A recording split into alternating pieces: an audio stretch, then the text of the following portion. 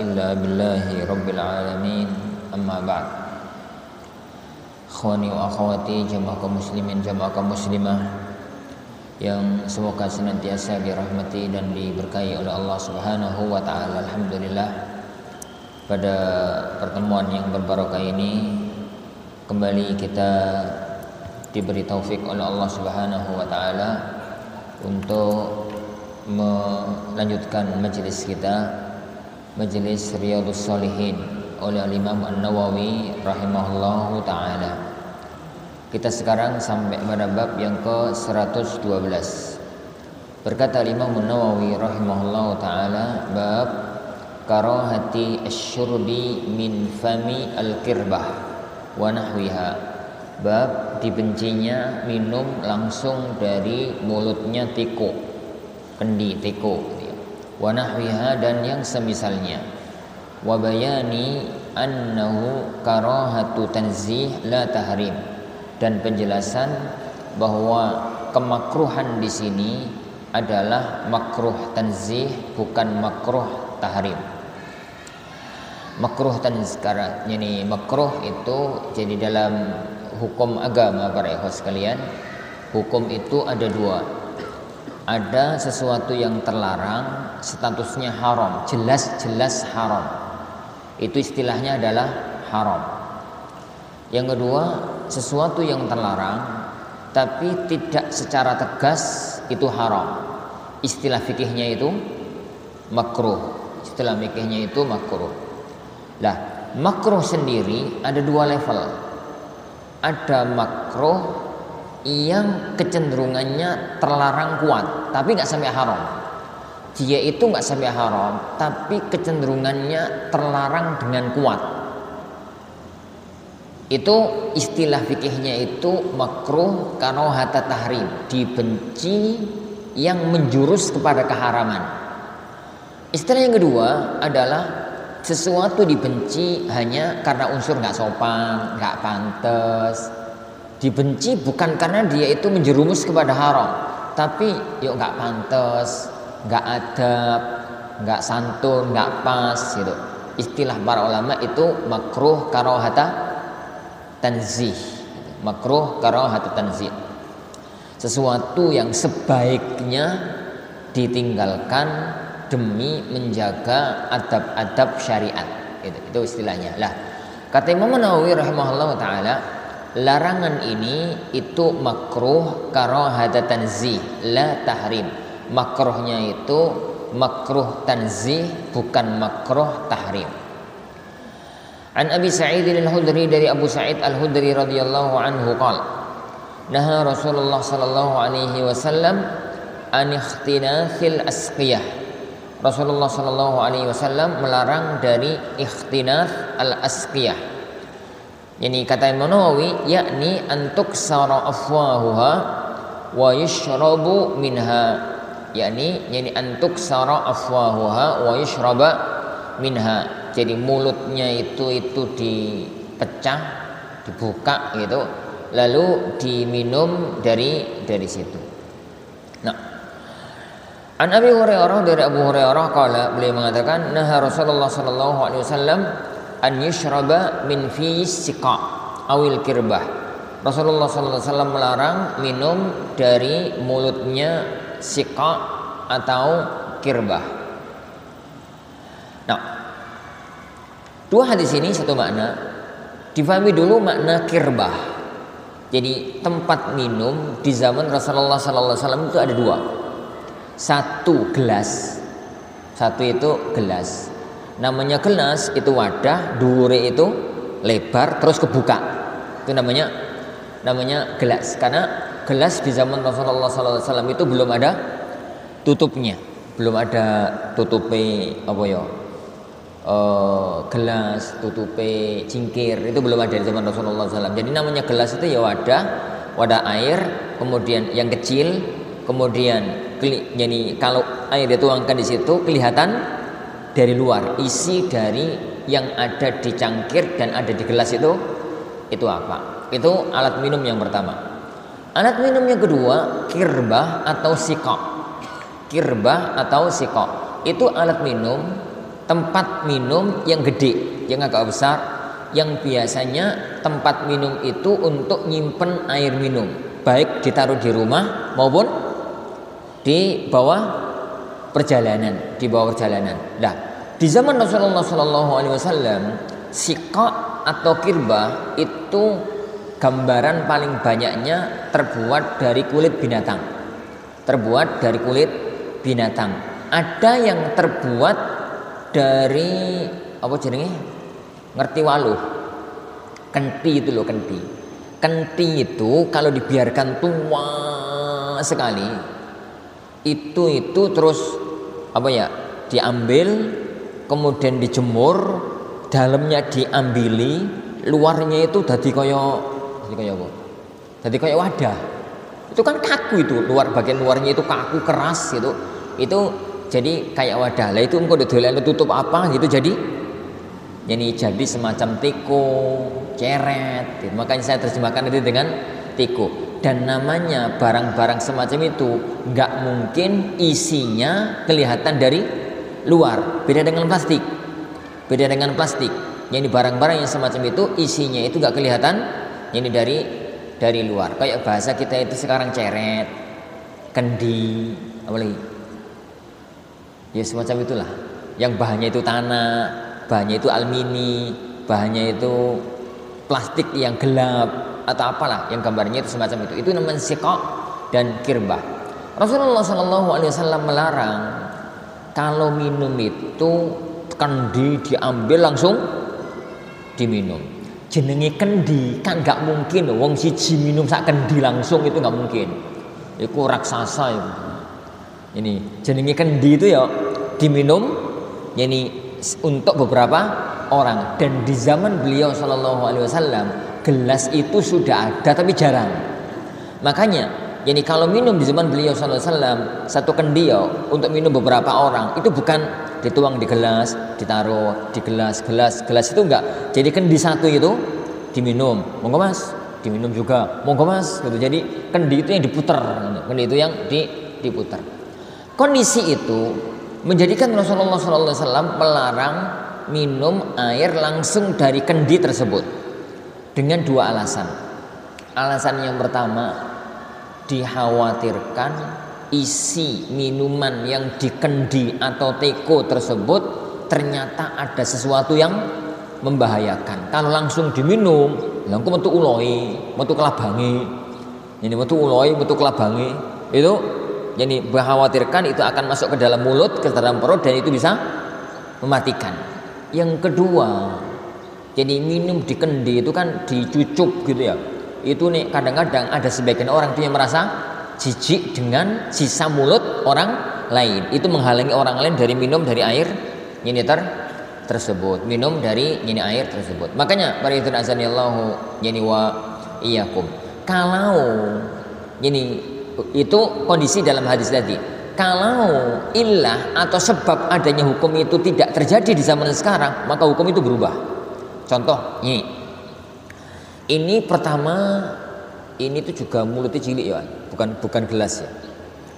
Tapi ini isi dalamnya kelihatan dari luarnya. Itu yang pertama. Sehingga yang dikhawatirkan terjadi tadi nggak mungkin ada di sini. Yang kedua, botol zaman sekarang itu gak dipakai untuk minum banyak orang, tapi botol satu satu orang. Makanya untuk yang semacam ini diminum langsung itu boleh-boleh aja, gak terkena hadis ini, gak terkena jadi hadis ini. Botol yang agak gede sekalipun itu juga gak masalah. Kenapa? Karena gak terkena jadi hadis ini. Yang perlu untuk sikap kehati-hatian dengan hadis ini adalah botol pribadi tapi isinya itu tidak kelihatan dari luar. Itu masih dikhawatirkan engko nak wis mampu, engko nak ternyata ono semute, engko nak ternyata ono kelabange, apa yang semisalnya. Maka seandainya itu dihindari, dituangkan di gelas, baru kemudian kelihatan airnya, baru kemudian diminum, itu lebih utama, lebih baik insyaallah subhanahu wa taala. Wallahu alam bissawab. Nah, wa an Ummi Thabit Kabsyah binti Thabit, dari Ummu Thabit Kabsyah binti Thabit, ukhti Hassan ibn Thabit, saudarinya Hassan ibn Thabit. Qalat, beliau mengatakan, dakhala alayya Rasulullah sallallahu alaihi wasallam fasyariba min fi kirbatin mu'allaqatin qa'ima. Rasulullah SAW itu masuk menemuiku, tamu gitu.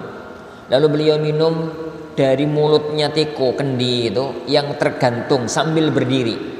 Faqumtu ila fiha faqata'tuha. Aku pun memotong mulut, yani moncongnya itu loh, dari kendi atau teko tersebut.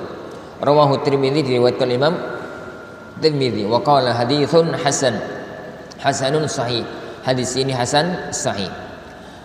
Yani berkata Nawawi, wa innama qata'ataha, yani Ummu Thabit Kabsyah memotongnya litahfadha maudhi'a fami Rasulillah, untuk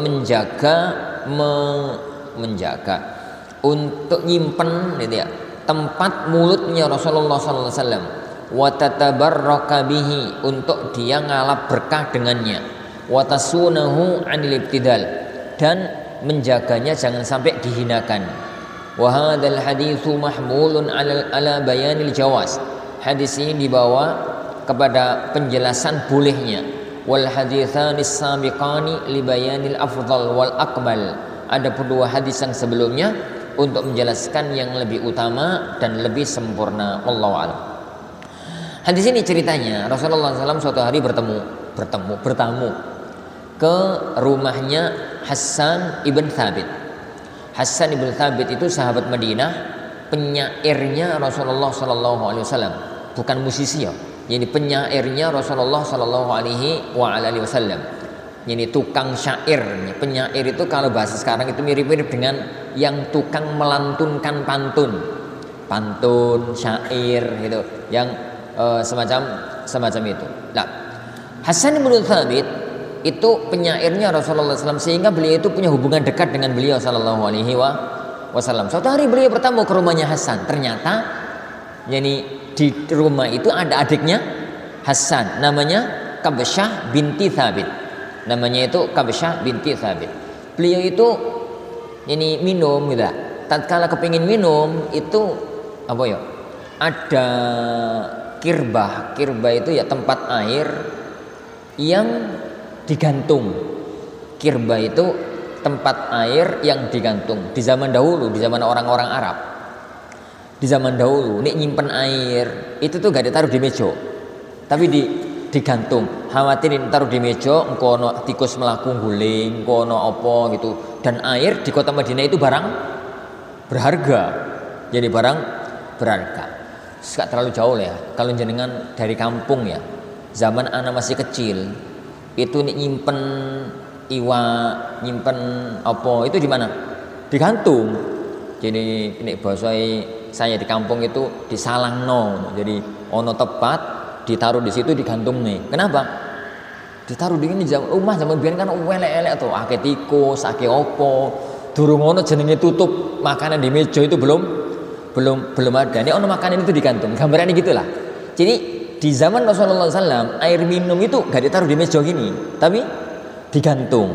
Lah, pada waktu itu air minum yang digantung itu biasanya dituangkan di tempat yang lebih kecil, lalu dipakai untuk minum. Nah, saat itu beliau SAW itu tidak menemukan tempat yang lebih kecil, jadi harus minum dari tempat yang digantung itu. Mau nggak mau, yo ngadeg. Bicara nih gak ngadeg.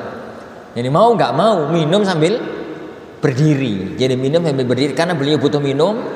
Adanya tempat yang air minum yang gantungan itu, akhirnya beliau minum itu sambil berdiri. Lah, orang Arab itu kan gak iso toh minum gaya wong Jawa. Nek wong Jawa itu kan model minum bismillah. Minum yang pertama model kayak gini. Jadi mulut nempel di sini. Minum yang kedua itu glogok. Aku gak iso ngono minum. Selalu keselak. Aku kayak cilik wong kampung, tapi tetap gak bisa minum gaya semacam itu. Tapi bapak, ibu itu jago-jago. Jadi airnya itu jauh, tapi kemudian dituang. Nah itu wong Arab itu gak bisa minum gaya-gaya om. Jadi mau nggak mau di mulut. Jadi kan ngerti kendi ya? Kendi itu kan ono atau ceret lah. Itu kan ono cucuke. Itu langsung diminum oleh Rasulullah SAW. Itu apa ya? Mulutnya Rasulullah SAW itu menyentuh ini ujung dari ceret tersebut. Dan sudah maklum dalam syariat, fisiknya Rasulullah SAW itu barokah. Ludai barokah, keringete barokah, Allah sisa air minumnya barokah, sisa air wudhunya barokah, dan macam-macamnya. Adiknya Hasan ini, Thabit ini melihat tekonya dia, ujung mulut, ujung pucuknya itu kesentuh mulutnya Rasulullah, yang mau gak mau berarti kenal ludahnya Rasulullah SAW. Itu eman-eman dipotong sama beliau, itu disimpan, dipotong sama beliau, itu disimpan untuk apa ya, ngalap berkah.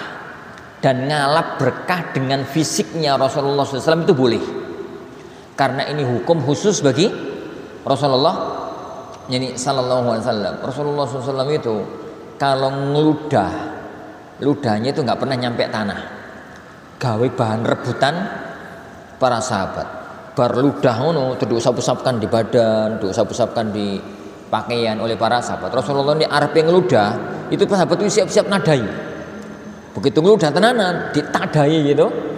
Ini oleh sahabat sing kena iku sewenang. Sing kena tangan itu sewenang diusap-usapkan begini. Ambune wangi. Sebagian ulama mengatakan lebih wangi dari minyak kasturi. Ini ludah yang jenengan kan yo basin. Ludahku barang ya basin. Ludahnya Rasulullah SAW. Nah, suatu hari Ummu Sulaim itu Rasulullah SAW dengan Ummu Sulaim itu kan kerabat masih mahram tapi kerabat jauh, bibi atau apa gitu. Suatu hari Rasulullah SAW itu mampir ke rumahnya Ummu Sulaim siang-siang hari, terus beliau itu istirahat di situ, ketiduran gitu, musim panas, keringetan beliau sallallahu alaihi wasallam. Ummu Sulaim tahu kalau Rasulullah sedang keringetan. Beliau itu langsung ngambil tisu. Ya gak tisu lah zaman dulu, kain lap. Jadi ngambil kain lap, jadi keringetnya Rasulullah itu dilapi sampai kain itu basah, diperes oleh Ummu Sulaim, dimasukkan botol. Rasulullah SAW itu bangun. Beliau itu bertanya, apa yang kamu lakukan?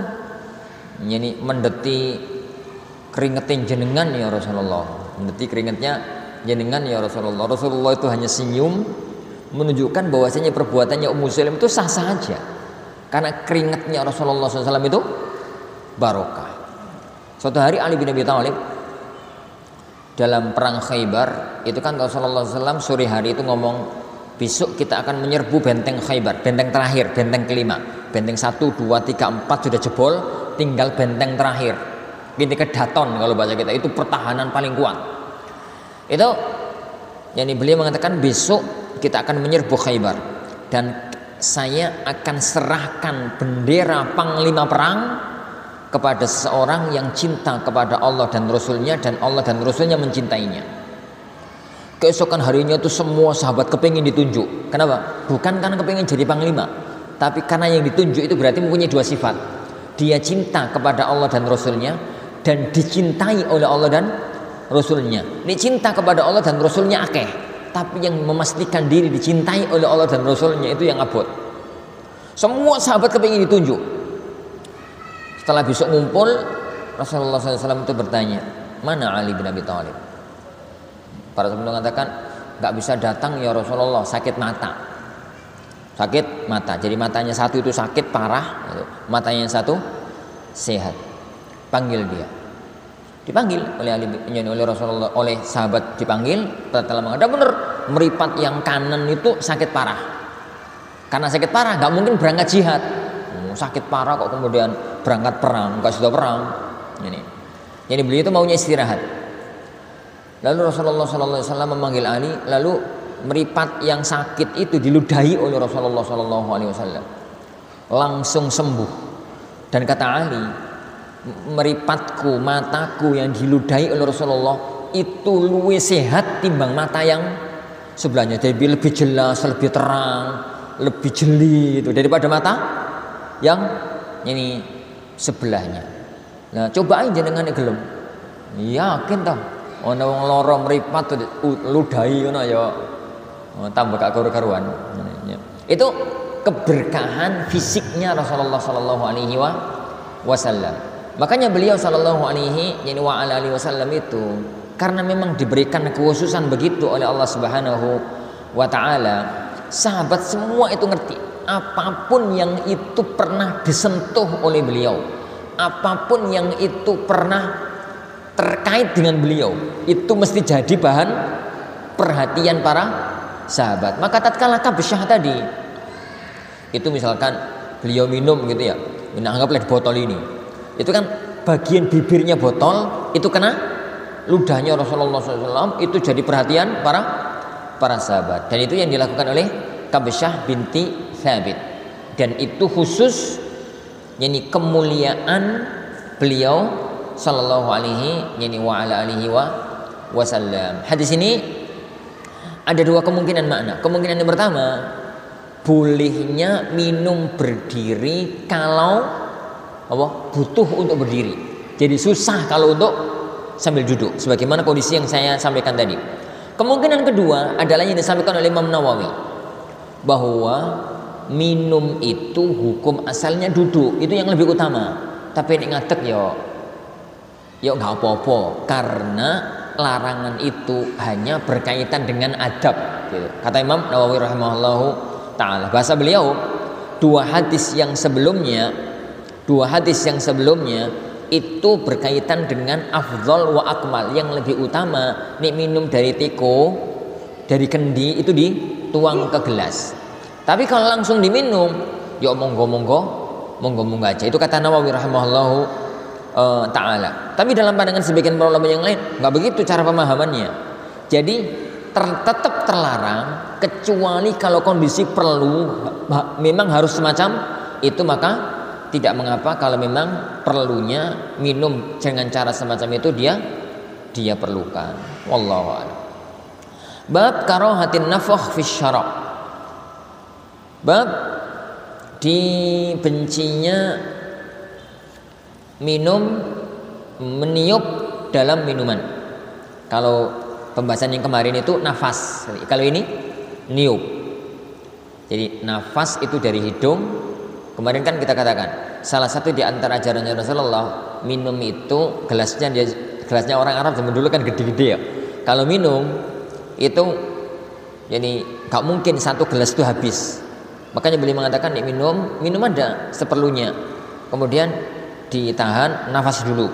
Lah tatkala nafas itu gelasnya dijauhkan. Kalau bab yang ada di hadapan kita, bab karahatin nafkhi fis syarab, bab dibencinya nyubul. Ini gambarannya kalau di negeri kita, kalau makanan minuman itu panas. Ini panas. An Abi Sa'id Al-Khudri anna Nabiyya sallallahu alaihi wasallam naha 'anil nafkhi fis syarabi. Beliau sallallahu alaihi wasallam melarang meniup minuman. Faqala rajulun, maka ada seseorang yang berkata, al-qadhatu araha fil ina ya Rasulullah. Aku melihat ada kotoran di tempat minum tersebut. Qala arikaha, yo dituangkan, ambil jadi kotornya buang. Jangan ditiup, tapi kotornya itu buanglah. Qal innila arwa min nafasin wahid. Ya Rasulullah, aku itu nggak bisa puas rawa itu nih minum terus haus ya. Ada orang haus terus minum terus seger hilang hausnya, itu jenengi rai dalam bahasa Arab. Jenisnya apa jenengi? Nik mangan lapar, mangan warak. Jadi terus dahaga minum apa? Makan lapar terus makan jadinya kenyang. Ini lapar mangan warak, ngono istilah Jawa. Kalau minum dahaga terus minum jadinya apa bahasa Indonesianya? Lah ini bahasa Arabnya itu namanya ar-rai. Bahasa Indonesianya apa? Bisa Jawa. Ya kono istilahnya. Lepas dahaga. Istilah kok lepas dahaga. Ya nambah kasih istilah. Dahaga terus minum jadinya. Kono istilahnya. Sembelah. Pokoknya gitu. Inilah arwa min nafsin wahid. Ya Rasulullah, aku itu nih minum satu nafas itu nggak iso puas. Nggak iso puas gitu aja. Kal beliau mengatakan abinil qadaha idan anfi. Kalau begitu jauhkan gelas itu dari mulutmu. Jangan langsung sekali tenggak, tapi minum kemudian nafas, minum lagi, nafas lagi, minum begitu. Insya Allah 3 kalinya itu sudah puas, sudah seger gitu untuk yang ke-3 kalinya. Rawahu Tirmidzi, diriwayatkan Imam Tirmidzi, waqal, dan beliau mengatakan haditsun hasanun sahih. Hadis ini ya ikhwan menunjukkan kepada kita larangan meniup makanan atau minuman karena unsur apapun, baik sebabnya itu karena panas atau sebabnya itu karena ada kotoran.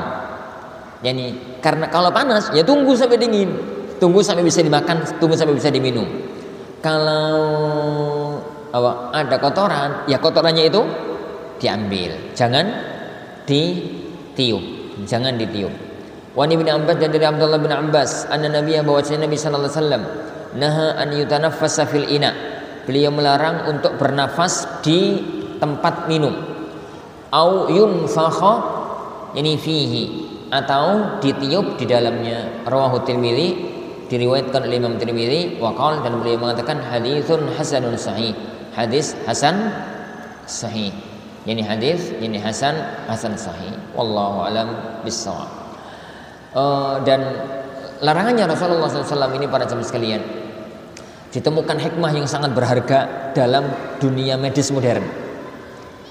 Dalam penelitian medis modern itu, dalam dunia ilmiah itu namanya ijaz ilmi, pembuktian ilmiah, yani wahyu kenabian, pembuktian ilmiah. Dalam masalah ini, yani para ilmuwan itu mengatakan larangan niup ke makanan yang panas atau ke makanan minuman yang kotor lalu ditiup gitu ya, itu membawa hikmah yang sangat agung. Kenapa? Karena yang ditiupkan oleh orang itu adalah sisa nafas. Unsurnya dalam dunia kimia? Karbon dioksida, ya. Itu kalau kena makanan, lalu makanan itu dimakan, atau kena minuman lalu dimakan, lalu diminum, maka akan memadharatkan badan. Itu pembuktian modern. Tapi sebagaimana sering saya ulang-ulang, sebagai seorang muslim mensikapi hadis-hadis semacam ini, kita bicara awal sami'na wa ata'na. Ini ajarannya Rasulullah. Kita yakin bahwa Rasulullah SAW itu adalah utusan Allah, dan semua syariatnya Allah pasti kalau dijalankan membawa kebaikan, kalau diterjang membawa keburukan. Kita tahu atau nggak tahu kenapanya dan hikmahnya itu nggak penting. Landasan pertama, perintah jalankan, larangan tinggalkan. Itu yang pertama. Nah, kemudian setelah kaidah sami'na wa ata'na, kita mendengar, kita taat, lalu kita temukan pembuktian ilmiahnya.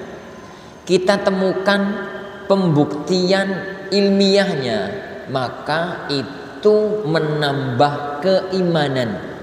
Jadi statusnya itu hanya menambah mantepe iman. Dari awal itu mantep, tapi karena terbukti nambah mantepe ini keimanan.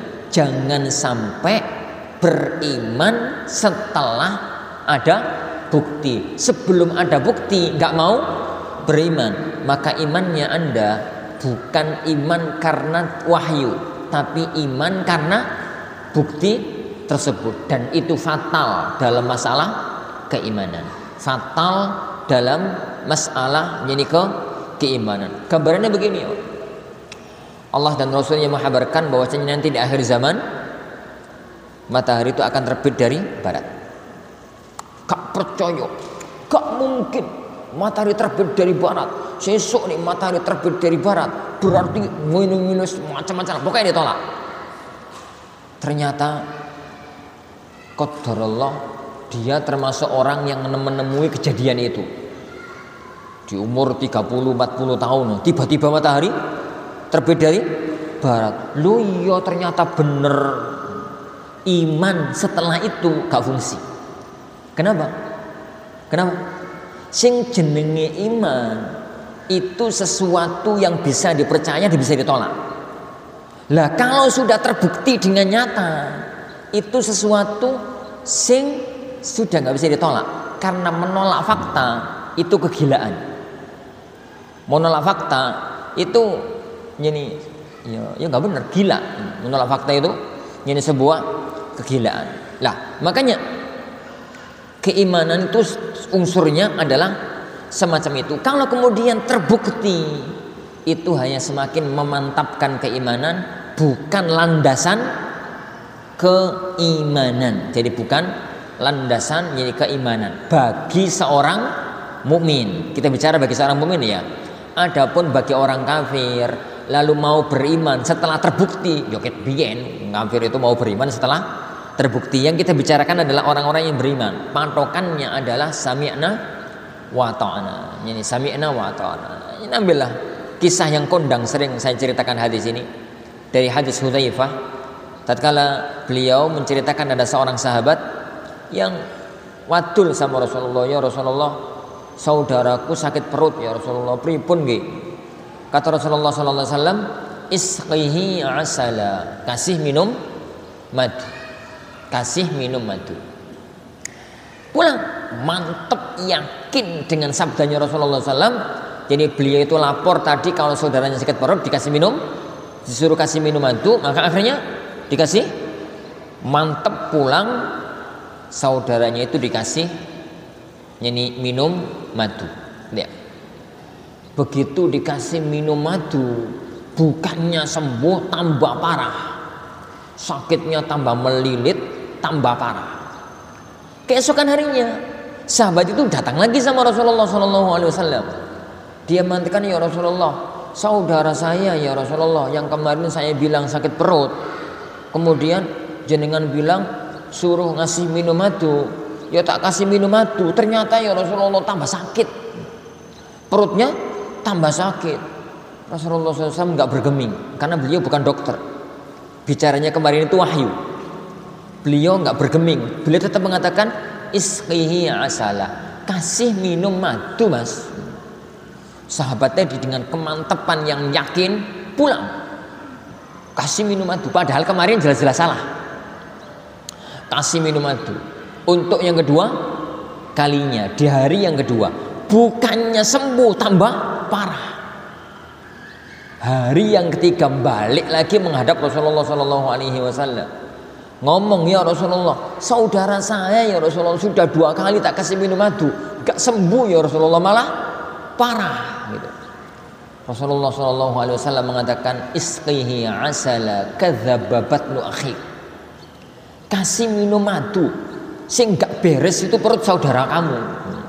Sing gak beres itu perut saudara kamu. Terjemahan bebasnya saya terjemahkan yang gak beres. Bahasa Arab aslinya kadzdzaba batnu akhi. Ini telah dusta perut saudaramu. Jadi perut saudaramu itu yang dusta. Tapi kok gak enak terjemahannya. Jadi perut saudaramu itu gak beres. Yang gak beres itu perut saudaramu. Pulang dengan kemantapan yang mantap. Sahabat ini yakin ini tuh wahyu. Jadi ini ono salai, gak salah wahyu nih, salah yang lain. Bahwa pulang lagi dikasih minum madu, sembuh. Hari keempat balik menghadap Rasulullah SAW, laporan, ya Rasulullah, saudara saya sembuh ya Rasulullah. Apa jawabannya Rasulullah SAW? Jawabannya Rasulullah unik. Beliau mengatakan, ala ta'alam anni Rasulullah. Sampeyan gak ngerti toh, aku itu nabi loh. Sampeyan gak ngerti toh, ala ta'lam anni Rasulullah. Sampeyan tuh baru ngerti toh, aku ini Rasulullah. Jadi nek kemarin ngomong itu gak analisis kedokteran. Bukan analisis penyakit, tapi bicara atas nama wahyu. Nek wahyu diterapno kok salah, sing gak bener itu cara penerapannya, bukan wahyunya. Jadi bukan wahyunya. Hadis ini kalau di zaman Rasulullah SAW kan gak mungkin dianalisis dengan analisis kedokteran. Yang hanya bisa dilakukan adalah analisis wahyu. Ini wahyu mesti bener nih. Meskipun di belakangan hari setelah berkembangnya ilmu kedokteran di kalangan kaum muslimin, para ulama-ulama yang juga ahli medis mencoba untuk menganalisis dengan ilmu kedokteran. Imam Ibnu Qayyim dalam At-Tibbun Nabawi, pengobatan ala Nabi, dalam kitabnya At-Tibbun Nabawi beliau mengatakan, tatkala membicarakan hadis itu beliau mengatakan, kenapa minum madu yang pertama enggak sembuh tambah parah, minum madu yang kedua enggak sembuh tambah parah, minum madu yang ketiga baru sembuh. Alasan beliau, minum madu yang pertama dan kedua itu kurang dosis. Jadi apa ya? Sakit dikasih obatnya kurang akeh, penyakit yang ngamuk. Makanya akhirnya kelihatan tambah parah. Yang kedua juga begitu, yang ketiga itu baru sembuh. Tapi ini analisis dosis itu kan nggak pernah dianalisis oleh para sahabat. Jadi analisis dosis itu hanya muncul belakangan hari. Makanya ya kawan, kalau ada orang sakit perut zaman sekarang terus dikasih minum madu gak sembuh, itu sih nggak bener, salah satu dari dua, bukan hadisnya. Yang pertama, madu ini palsu, madu ini gak asli. Jadi gula aren campur nanas campur opo dadi madu. Iku gak madu, iku jenenge madu asli bohongin. Itu yang pertama, sing gak bener itu madu nih.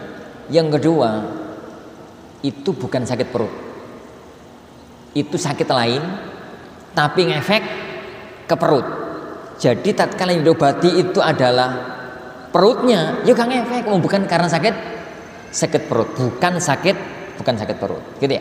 Ini gambarannya. Nah, perhatian jazakallahu ayakum. Jadi ini mana dari ini hadis yang berbarokah yang ada di hadapan kita. Nah, perhatian jazakallahu ayakum. Baik, lanjutkan. Bab tentang adab agak dipercepat. Bab bayani jawaz syurbi qa'ima wa bayan annal akmala wal afdal asyurbu qa'ida. Bab penjelasan bolehnya minum sambil berdiri. Wa bayan dan penjelasan annal akmal wal afdal, bahwasanya yang lebih sempurna, yang lebih utama asyurbu qa'ida, minum itu sambil duduk. Jadi Anda simpulkan dulu sebelum kita baca hadisnya. Hadis tentang masalah minum, duduk dan berdiri itu ada dua kelompok. Ada beberapa hadis yang dohirnya melarang minum sambil berdiri. Yang kedua, ada beberapa hadis yang dohirnya membolehkan minum sambil berdiri. Rasulullah Shallallahu Alaihi Wasallam, ini contoh hadis yang pertama, beliau itu ini pernah mengatakan la tashrabu qa'ima, kalian itu jangan minum sambil berdiri. Faman syariba qa'iman falyastaqi, ini sampai minum sambil berdiri yang sudah kado masuk itu muntahkan. Ini contoh hadis yang pertama. Contoh hadis jenis yang pertama, hadis-hadis yang dohirnya itu larangan keras minum sambil berdiri. Tapi di beberapa hadis yang lain, dohirnya Rasulullah itu minum sambil berdiri. Rasulullah SAW pernah minum air zam-zam di hadapan ribuan para sahabat sambil berdiri pada waktu haji wada. Pada waktu yang di haji wada. Jadi ada dua kelompok dalil. Dalil yang pertama yang nampak secara dohir itu melarang minum sambil berdiri.